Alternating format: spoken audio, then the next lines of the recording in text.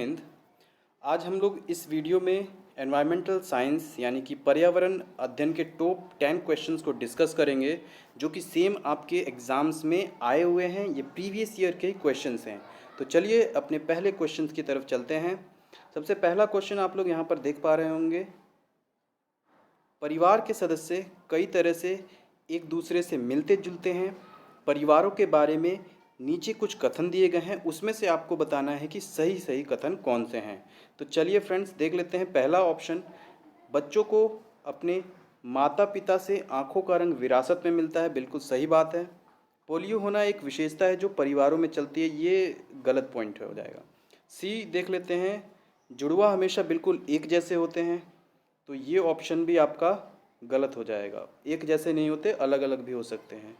Option number D, गोद लिया हुआ बच्चा उन लोगों से मिलता जुलता नहीं है जो उनका पालन पोषण करते हैं। तो ये ऑप्शन भी आपका सही हो जाएगा। तो हमें दो ऑप्शन सही मिले, कौन कौन से? तो ऑप्शन ए और ऑप्शन डी। तो हम अब अपने आंसर वाले ऑप्शन में देख लेंगे कि कौन कौन से ए और डी कहाँ पर है। तो देखेंगे आप लोग, जब क्वेश्चन ऑप्शन नंबर बी देखेंगे, ए और डी यहाँ पर है, तो यही आपका सही आंसर हो जाएगा।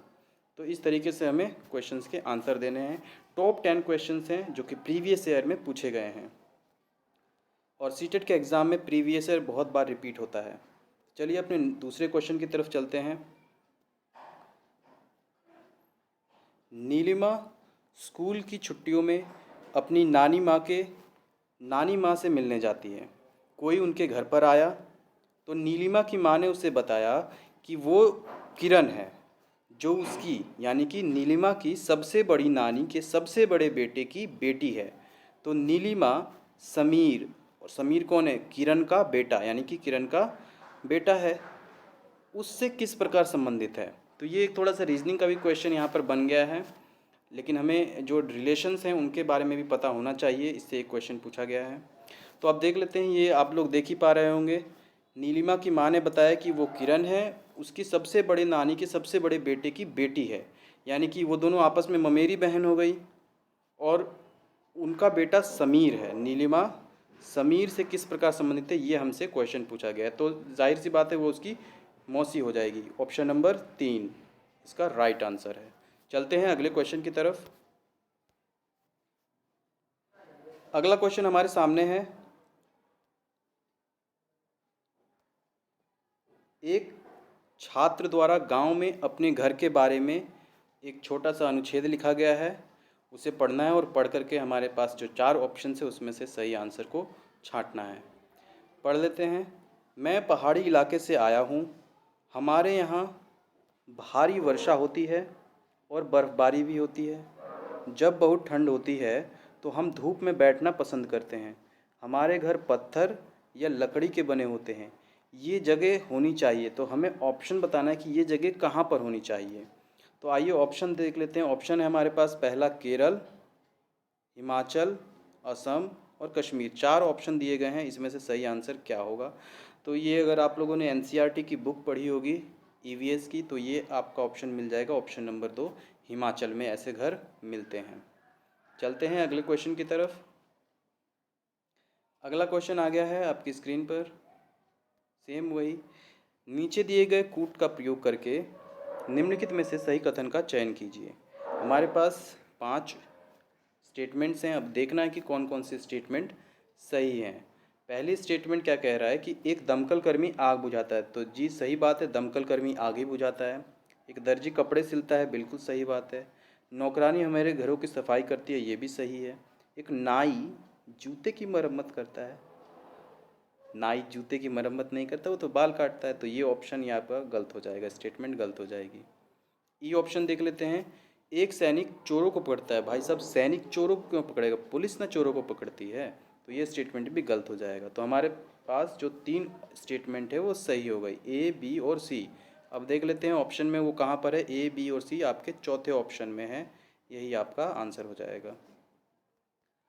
चलते हैं अपने नेक्स्ट क्वेश्चन की तरफ।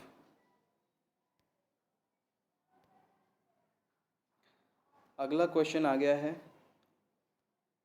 लद्दाख की चांगपा जनजाति रैबो नामक तंबू में रहती है। वे तंबू के चारों ओर करीब 2 फीट गहरी खाई को खोदते हैं। तो हमें ये बताना है कि वो जो 2 फीट गहरी खाई खोदते हैं वो क्यों खोदते हैं। हमारे पास ऑप्शन है, पहला ऑप्शन है कि भाई जानवरों को अंदर आने से रोकने के लिए। ऑप्शन नंबर 2, इसे गर्म और आरामदायक रखने के लिए। ऑप्शन नंबर 3 है पानी एकत्र करने के लिए, या चौथा ऑप्शन है आपका पानी को अंदर आने से रोकने के लिए। तो इसका सही आंसर हो जाएगा ऑप्शन नंबर 4, पानी को अंदर आने से रोकने के लिए वो लोग उसके चारों तरफ 2 फीट गहरी खाई खोदते हैं। चलिए नेक्स्ट क्वेश्चन की तरफ चलते हैं। चेतंदा अब 8 साल का हो गया है। वह समय के साथ 3 अलग अलग मकानों में रहा है। जब वह बच्चा था तो मकान नंबर 1 में, जब वो जवान हुआ तो दूसरे मकान में, और जब वो बूढ़ा हो गया तो वो तीसरे मकान में। अब हमें इसमें से गलत सुमेलित करना है। यहीं पर गलती हम लोग करते हैं। यहाँ पर गलत पूछा हुआ है, पूछा है गलत सुमेलित गलत युग्म का चयन कीजिए। तो देखिए, पहला मकान मिट्टी भूसी और गोबर का था, या दूसरा मकान कच्ची ईंट लोहा और सीमेंट का था, या मकान नंबर जो 3 था वो संगमरमर टाइल्स और लेंटेल का था। तो इसमें से जो ऑप्शन हो जाएगा आपका ऑप्शन नंबर चौथा सही हो जाएगा, सब सही है इसमें। चलिए आगे चलते हैं अपने नेक्स्ट क्वेश्चन की तरफ। अगला क्वेश्चन, आप कहाँ रहती है? दड़बे में रहती है। सूअर कहाँ रहता है? शुकरशाला में। चींटी कहाँ रहती है? हिल में। और भेड़ कहाँ रहते हैं? बाड़ा में। तो ये ऑप्शन आपका सही होगा। ये ऐसा ऑप्शन कहाँ पर मिल रहा है आपको? आप लोग यहाँ देख सकते हैं, ऑप्शन नंबर 4 आपका सही हो जाएगा। चलते हैं अगले क्वेश्चन की तरफ। नीचे कुछ दैनिक गतिविधियाँ दी गई हैं और आप उन्हें दिन में किस समय करते हैं, सही कथन का चयन करना है। तो ऑप्शन नंबर 1 है सुबह 7 बजे उठते हैं, सुबह 11 बजे खेलने के लिए जाते हैं, दोपहर का भोजन 4 बजे करते हैं, और रात 1 बजे से सो जाते हैं।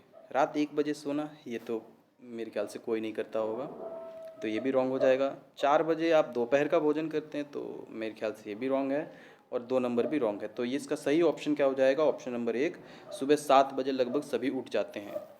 ठीक है, तो चलते हैं। इस तरीके से क्वेश्चंस पूछे जाएंगे आपके एग्ज़ाम में, और ये सभी क्वेश्चंस प्रीवियस ईयर के एग्ज़ाम में आए हुए क्वेश्चंस हैं। चलते हैं अपने नेक्स्ट क्वेश्चन की तरफ। तो हमारा अगला क्वेश्चन है कि प्रतीक्षा शाम को 7 बजे अपने दोस्त के घर से जल्दी जा रही थी, लेकिन उसका जो भाई था वो जल्दी में नहीं थे। वो ऐसा कर रही है क्योंकि अब वो अपने दोस्त के घर गई है, वहाँ से उसे जल्दी जाना है, लेकिन उसके भाई को नहीं जाना है। तो यहाँ पर क्या कारण हो सकता है? पहला ऑप्शन है कि उसे अपना स्कूल का होमवर्क पूरा करना है, या ऑप्शन नंबर 2, परिवार में उसके भाइयों और उसके लिए कोई समान नियम नहीं है, ऑप्शन नंबर 3, उसे देर रात तक बाहर रहना पसंद नहीं है, या ऑप्शन नंबर 4, उसे रात के खाने में देर हो रही थी। तो इस क्वेश्चन का जो आपका सही आंसर होगा वो होगा ऑप्शन नंबर 2, परिवार में उसके भाइयों और उसके लिए कोई भी समान नियम नहीं है। ये हम लोग अपनी फैमिलीज़ में भी देख सकते हैं।